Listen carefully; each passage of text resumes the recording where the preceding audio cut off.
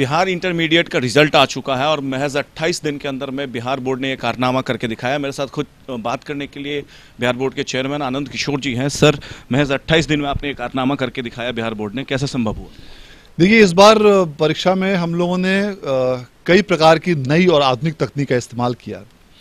वर्ष 2017 में हम लोगों ने यह लक्ष्य रखा था कि बिहार बोर्ड को देश का सर्वश्रेष्ठ बोर्ड बनाने की कार्रवाई करनी है सभी लोगों को, और इस दिशा में समिति लगातार पिछले कई महीनों से प्रयास कर रही थी। और कई ऐसे नए तकनीक और आधुनिक तकनीक का इस बार इस्तेमाल किया गया जो पहली बार इस बार बिहार बोर्ड में हम लोगों ने यूज किया, और उसका लाभ पूरी परीक्षा प्रणाली पर मिला है। पहले के वर्षों में जो कॉपियां होती थी उस पर विद्यार्थियों को अपने 27-28 प्रकार के गोले भरने पड़ते थे, set roll number, roll code, registration number इत्यादि। और यदि किसी एक या दो गोले में भी विद्यार्थी यदि मिस्टेक करता था तो उसका रिजल्ट रॉन्ग या पेंडिंग में चला जाता था, और उसको बाद में हार्ड कॉपी या अल्टरनेटिव मीन्स से रिजॉल्व करना पड़ता था, जिसमें काफी अधिक समय लगता था, क्योंकि कॉपियों की संख्या 80 लाख से भी अधिक हुआ करती है। ऐसी परिस्थिति में हम लोगों ने इस बार यह निर्णय लिया कि सभी इंटरमीडिएट के विद्यार्थियों को उनके नाम से हर विषय की अलग अलग कॉपी उपलब्ध कराई जाएगी, और इस बार सभी विद्यार्थियों को उनके नाम की कॉपी अलग अलग विषयों की उपलब्ध कराई गई।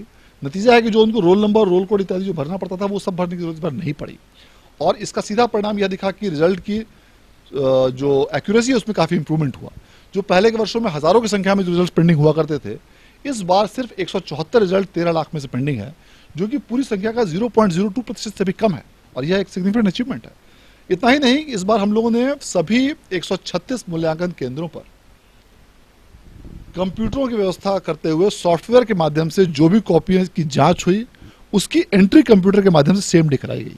तो जो कॉपी की जांच आज हुई उसकी मार्क्स हमारे पास शाम तक हमारे कंप्यूटर में पटना में सारे बिहार के मार्क्स आ जाते थे। पहले के वर्षों में ये मार्क्स पहले उसके मार्क्स फॉर्म में चढ़ाए जाते थे, अवार्ड शीट में चढ़ाए जाते थे, फिर वे कागज सभी जिलों से 5-10 दिनों के बाद पटना आते थे। पटना में उसको फिर रीड किया जाता था, स्कैनिंग की जाती थी, और तब जाके उसके मार्क्स चढ़ते थे। इसमें समय काफी लगता था, ये सारा समय हम लोगों ने बचत किया।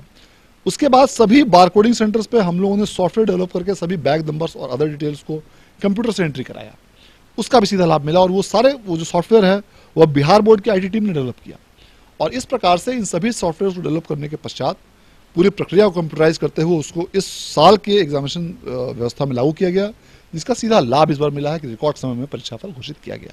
बिहार टॉपर्स को बिहार बोर्ड ने दिल खोल के इस बार नंबर दिया है, लेकिन बिहार टॉपर पर हमेशा से कई बार प्रश्न चिन्ह लगते रहे हैं। तो किन सावधानियों को इस बार बरता गया है कि ताकि इस तरह के जो कंट्रोवर्सीज होते हैं वो इस बार ना हो? देखिए, टॉपर्स जितने भी बिहार बोर्ड के इस बार हैं, एक तो सभी की समुचित स्क्रूटनी, समीक्षा और जो आवश्यक जांच है वो सारा करने के पश्चात टॉपर्स लिस्ट की जो घोषणा की गई है। और इस क्रम में जो भी टॉपर्स हमारे बिहार में हैं इस बार बिहार बोर्ड के, उन्हें काफ़ी अच्छे अंक मिले हैं। जो पहले के वर्षों में, कई वर्षों के यदि आप डेटा देखेंगे तो 87-88% से अधिक किसी टॉपर को नहीं मिलते थे, जिससे उनको दिल्ली या अन्य संस्थानों में एडमिशन लेने में काफ़ी कठिनाई होती थी। इस बार जो हमारे साइंस के टॉपर हैं रोहिणी प्रकाश और पवन कुमार, उन दोनों को 94.6% नंबर प्राप्त हुए हैं। जो हमारे कॉमर्स के टॉपर हैं श्री सत्यम कुमार, उनको 94.4% नंबर प्राप्त हुए हैं। और जो हमारे आर्ट्स के टॉपर हैं रोहिणी रानी और मनीष कुमार, इनको 92.6% नंबर प्राप्त हुए हैं। और इतना ही नहीं, जो अन्य भी हमारे विद्यार्थी हैं जो पास किए हैं, उनको भी टॉपर्स को बेहतर अंक इस बार प्राप्त हुए हैं।